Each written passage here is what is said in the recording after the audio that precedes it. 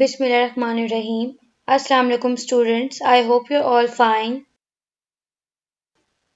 Today we're going to study unit number 14, the solar system, and the topics of our today's lecture are the solar system, moons, asteroids, space probes. The solar system. The sun is much bigger than the planets. It has a diameter of 1392000 kilometer. Compare this to the diameter of the planets. The sun is equal in volume to a million of Earths. सन जो हमारे solar system में सबसे centre में present होता है, ये सबसे बिगर planet है और इसका डायमीटर 1392000 किलोमीटर्स होता है। इसका डायमीटर अगर आप किसी प्लैनेट से कंपेयर करें तो इसका मतलब ये है कि सन इक्वल होता है मिलियन ऑफ अर्थ के वॉल्यूम से। The moon is a bit more than 1/4 of the size of earth. जो मून होता है उसका 1/4 पार्ट जो है वो ज्यादा होता है अर्थ के साइज से। The planets are at different distance from the sun. This table gives information about the planets. Can you tell which is furthest from the sun?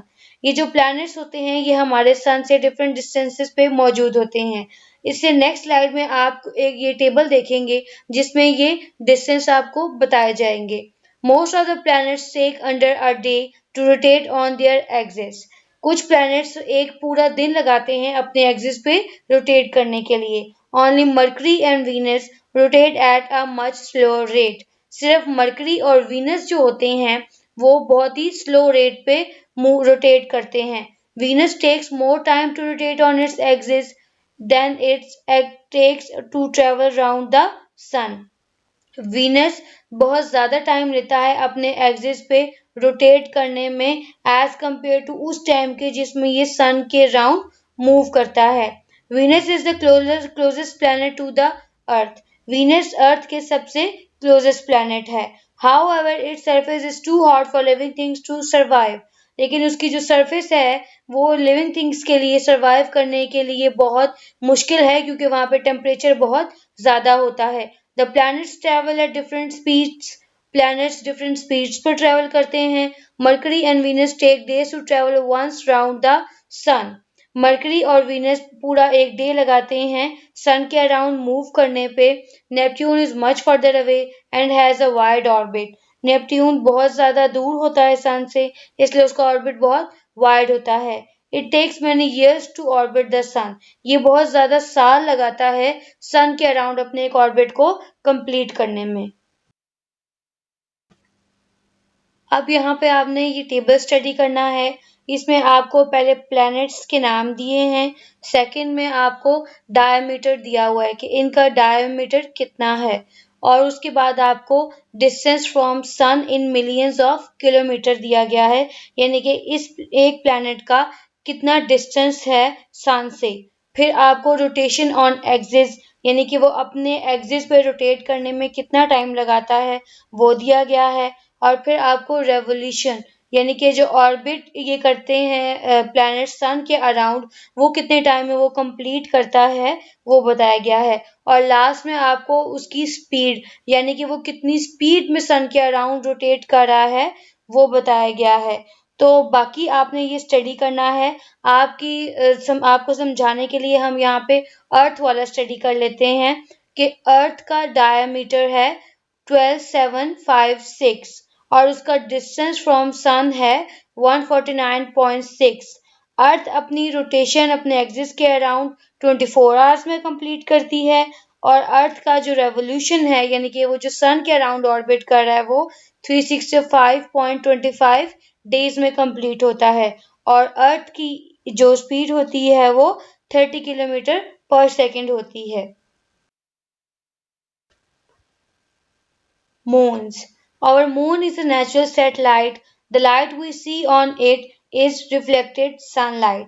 हमारा जो मून है वो एक नेचुरल सनलाइट है और उसके ऊपर जो हमें लाइट नजर आती है वो लाइट होती है जो सनलाइट से रिफ्लेक्ट कर रही होती है। Saturn has at least 14 moons and so does Jupiter. जो प्लैनेट सैटर्न है उसके 14 मून्स होते हैं और इसी तरह जुपिटर के भी 14 मून्स होते हैं। Some planets have no moons at all. कुछ प्लैनेट्स के कोई मून्स नहीं होते। जो नीचे आपको पिक्चर नजर आ रही है इसमें आपको फेजेस ऑफ मून दिखाए गए हैं कि जैसे जैसे मून रोटेट कर रहा होता है उस तरह उस पे जो लाइट फॉल कर रही होती है सन की वो डिफरेंट होती है। कोई ऐसी जो जगह होती है जहाँ पे पूरी जो मून की सरफेस है उस पे लाइट फॉल कर रही होती है तो आपको पूरा मून नजर आ रहा होता है। जैसे जैसे वो आगे मूव करता है तो उसमें लाइट कम होती जाती है और एक ऐसा टाइम आता है जब मून बिल्कुल ब्लैक हो जाता है और उसके ऊपर कोई लाइट फॉल नहीं कर रही होती। फिर जब वो फर्दर उससे आगे जाता है तो दोबारा उस पे आहिस्ता आहिस्ता लाइट पड़ना शुरू होती है और एक टाइम पे वो फुल मून बन जाता है। तो इसको हम कहते हैं phases of moon. Asteroids. Between Mars and Jupiter, there are thousands of small rocky bodies which orbit the Sun. Mars और Jupiter के दरमियान thousands of small rock bodies present हैं जो कि orbit कर रही होती हैं Sun को. They are called asteroids और minor planets. इनको हम asteroids या फिर minor planets भी कहते हैं.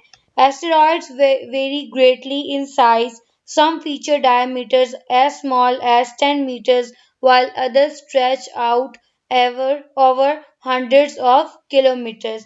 Asteroids का जो size होता है वो बहुत ज़्यादा चेंज हो सकता है और उसके फीचर्स उसके डायमीटर पे डिपेंड करते हैं कि जितना वो स्मॉल जैसे कि 10 मीटर्स और स्मॉल होगा तो जो उसकी स्ट्रेचिंग है वो 100 किलोमीटर से ज़्यादा हो जाएगी।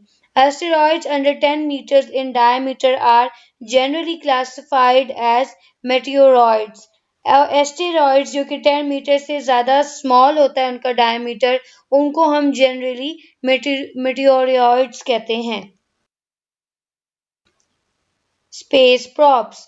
Many years ago, the only way we had of finding out about planets was to look at them through a telescope. We can see quite a lot through a telescope, but we can only guess what the real conditions are like.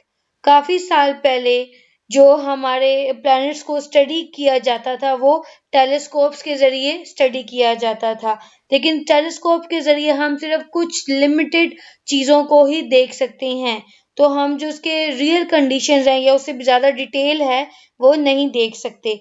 Today some countries send probes into space these travel very fast some fly past the planets other orbit और land on them. आजकल कुछ countries जो हैं वो props को send करते हैं space में।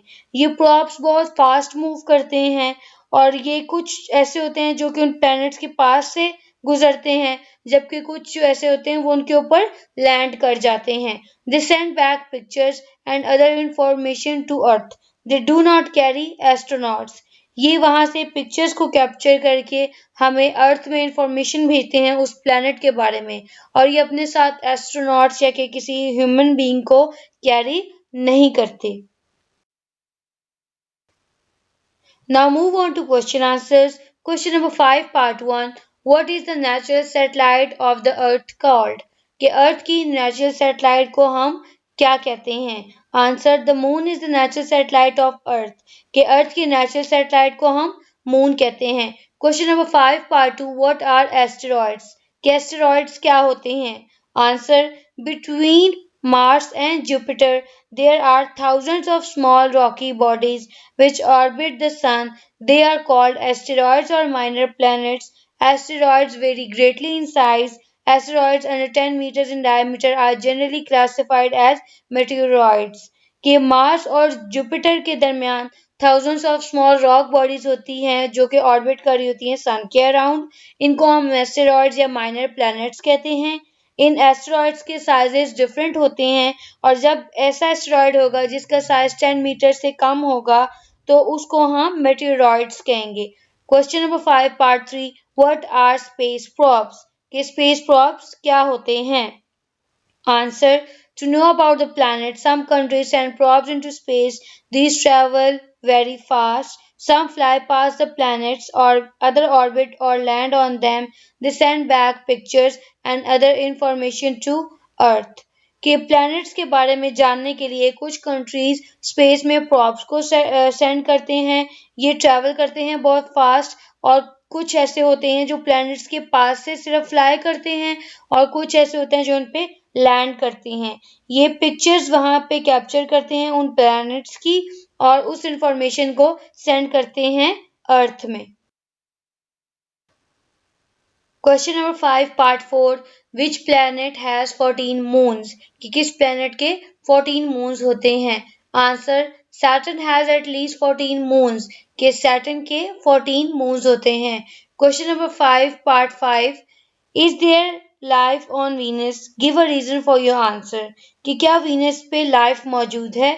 Answer Venus is a very hostile place, it is a very dry planet with no evidence of water. Its surface and temperature is hot enough. Its atmosphere is so thick, so there is no life on Venus. Venus एक बहुत ही hostile place है। ये एक ऐसा planet है जो बहुत dry है और वहाँ पे water का कोई भी हमें evidence नहीं मिला। तो इसकी जो surface है उस पर temperature बहुत ज़्यादा होने की वजह से वो बहुत गर्म होती है और उसका atmosphere बहुत थिक होता है।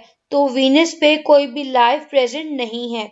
Question number 5 part 6 are the planets the only objects orbiting the sun what are some of the other satellites orbiting the sun कि क्या सिर्फ सन के अराउंड प्लैनेट्स ही रोटेट कर रहे हैं या फिर और जो सैटेलाइट्स हैं वो भी हैं ऐसे पार्ट्स जो कि सन के अराउंड मूव कर रहे हैं। Answer no, the planets are not the only objects orbiting the sun. The asteroids also orbit the sun. के planets ही सिर्फ sun के अराउंड ऑर्बिट नहीं कर रहे होते बल्कि कुछ और सैटेलाइट्स और उन सैटेलाइट्स को हम एस्टेरॉइड्स कहेंगे। एस्टेरॉइड्स यहाँ पे ऐसी सैटेलाइट्स हैं जो कि सन के अराउंड ऑर्बिट कर रही हैं। Now we're going to do fun page on page number 25 of your workbook. First, sometimes a good way to learn something is by making up a mnemonic, a way of remembering something. For example, here is a way to remember how to spell because big elephants can always understand small elephants.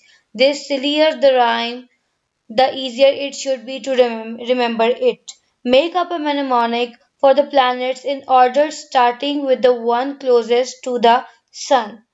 यहाँ पे आपको ये बताया जा रहा है कि अक्सर देखा है आपने कि किसी भी चीज को सबसे आसान तरीका जो याद करने का होता है कि उसकी एक निमोनिक यानी कि एक पोइम बनाई जाए जिसके जरिए आपको याद रहे। जैसे ये वर्ड है कि big elephants can always understand small elephants कि ये एक सिली राइम है जिसके जरिए आपको ये जो इन्फॉर्मेशन है ये कोई भी इन्फॉर्मेशन आप याद कर सकते हैं। तो यहाँ पे आपने क्या करना है कि प्लैनेट्स को याद करने के लिए एक निमोनिक बनानी है और एक आपने राइम बनानी है जिसमें सबसे पहले उस प्लैनेट का नाम आएगा जो सन के सबसे क्लोजेस्ट है जैसे कि मरकरी के बाद उसमें वीनस फिर अर्थ फिर मार्स फिर जुपिटर फिर सैटर्न फिर यूरेनस और लास्ट में नेपट्यून का नाम आएगा। तो यहाँ पे आपने उसके लिए प्लैनेट्स के नाम को याद करने के लिए एक निमोनिक बनानी है। Second, what are these planets? Unscramble the letters to name the planets and which one is missing from the list. यहाँ पे आपको इन कुछ प्लैनेट्स के नाम दिए गए हैं लेकिन इनके वर्ड्स को अनस्क्रैम्बल कर दिया गया है। तो आपने इनके वर्ड्स को प्रॉपर जिस तरह इनको लिखा जाता है वो सीक्वेंस बना के जो नीचे ब्लैंक बनाई गई है उसमें उसको लिखना है कि ये कौन सा प्लैनेट है और लास्ट में आपसे पूछा गया है and which one is missing from the list. इसके आगे जो ब्लैंक है इसमें आपने उस प्लैनेट का नाम लिखना है जो इन प्लैनेट में मौजूद नहीं है। तो ये भी आपका होमवर्क है। आई होप स्टूडेंट्स आपको आज का लेक्चर समझ आ गया होगा। जो क्वेश्चंस आज हमने किए हैं उनको अपनी वर्कबुक पे लिख के और फिर उसको आपने व्हाट्सएप ग्रुप में सेंड करना है। मिलते हैं अपने नेक्स्ट लेक्चर में, तब तक के लिए अल्लाह हाफिज। Stay home, stay safe.